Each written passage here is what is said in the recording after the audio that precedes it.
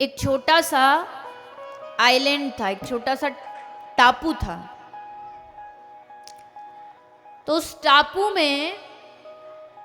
उस टापू का एक विचित्र नियम था। क्या नियम था? वहां हर साल 1 साल के लिए किसी को राजा बनाया जाता था। उस टापू का नियम था कि 1 साल के लिए वहां किसी को राजा बनाया जाता,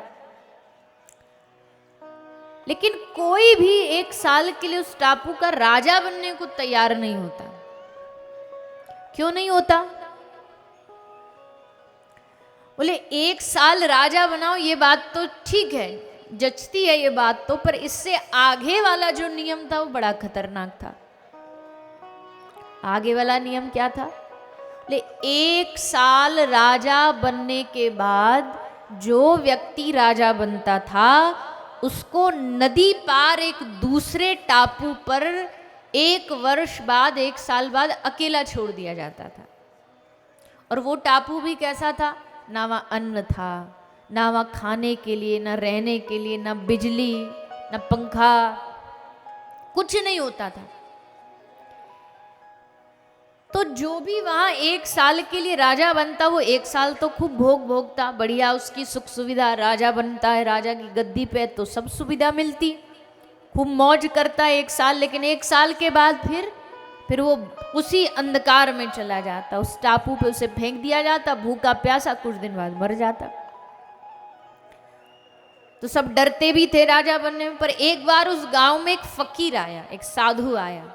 लोगों ने सोचा फकीरों का तो ना कोई बाल ना बच्चे, इस बाबा को पटा लो और इससे कहो कि बाबा 1 साल के लिए तू बन जा राजा, फिर ये चला जाएगा दूसरे टापू पर और वहां जाके मर जाएगा कुछ दिनों में भूखा प्यासा।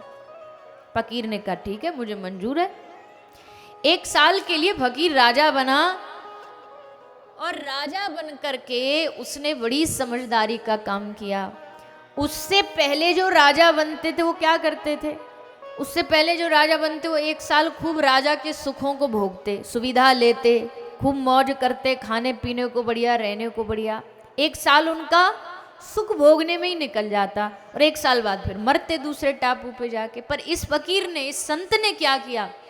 1 साल इन्होंने कोई सुख नहीं भोगा, मेहनत की। किस चीज की मेहनत की? वो जो दूसरा सूखा टापू था जहाँ ना अन्न था, ना कुछ पेड़ पौधा, ना बिजली, पूरा 1 साल इस संत ने लगा दिया उस टापू को हरा भरा करने में।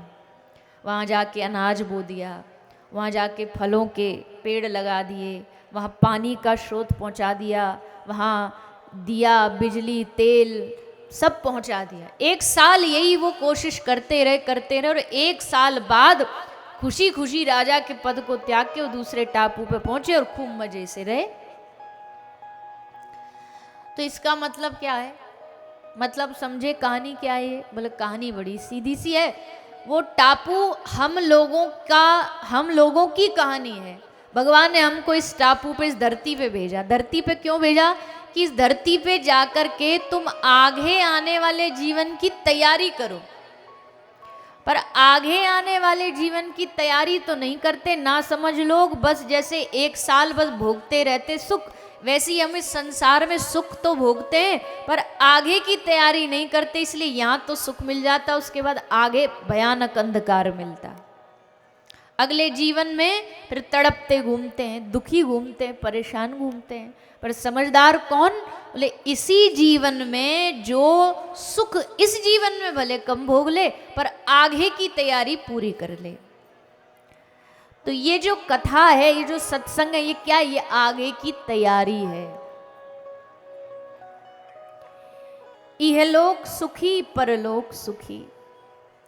ये इस लोक में भी सुखी रहेगा जो भगवान की कथा सुनेगा और उस लोक में भी सुखी रहेगा। एक कथा सुनाते, ब्रज में एक महात्मा जी थे, अनपढ़ थे, उनको कुछ पढ़ना लिखना नहीं आता था, पर उनका नियम था रोज भागवत जी खोल करके वो घंटा घंटा भर पढ़ते थे। तो गांव वाले बोले अरे बाबा तोकू तो पढ़नो भी ना आवे, तो पे तो श्लोक पढ़ने ना आवे। ब्रज भाषा जो होती है ना, और यूपी हरियाणा ये कुछ कुछ क्षेत्र ऐसे होते हैं जैसे श्लोक को बोलेंगे श्लोक, स्कूल को बोलेंगे स्कूल। तो ब्रज वाला था तो बोला बाबा तो पे तो श्लोक पढ़ने ना हमें, तो फिर तू यार रोज खोल के काहे बैठ जाए। तो बाबा ने मुस्कुरा के कहा कि भैया तू काहे को चिंता कर रहा है, श्लोक की चिंता तू कर, मुझे श्लोक की चिंता नहीं, मुझे उस लोक की चिंता है। श्लोक की चिंता तू करता रहे, मैं तो इस बात में ये खोल के बैठता हूँ कि पढ़ना लिखना तो कुछ नहीं आता, पर जब उन अक्षरों में काला काला अक्षर दिखाई देता है ना, तो उसमें मुझे अपने काले श्री कृष्ण नजर आते हैं। मैं श्लोक की नहीं, मैं तो उस लोक की तैयारी कर रहा हूँ। तो भगवान की कथा जो है ये उस लोक की यानी आगे की यात्रा की तैयारी होती है। ये कथा सुन रहे हो पर ये भी ध्यान रखो, कथा तो सुन ली, एक नाव चलाने वाला है, वो नाव चलाने वाला रात को मथुरा से वृंदावन जाने के लिए उसने नदी में, यमुना नदी में नाव चलाई, पूरी रात नाव चलाई। और जैसे सुबह भोर हुई, सूरज उजाला आया तो आंख खोल के देखा, अरे हम तो मथुरा में रात से चलना शुरू करे थे और अब भी वहीं की वहीं खड़े हुए, जबकि पूरी रात चप्पू चलाया। तो नाव आगे क्यों नहीं बढ़ी बताइए, क्यों नहीं बढ़ी नाव आगे?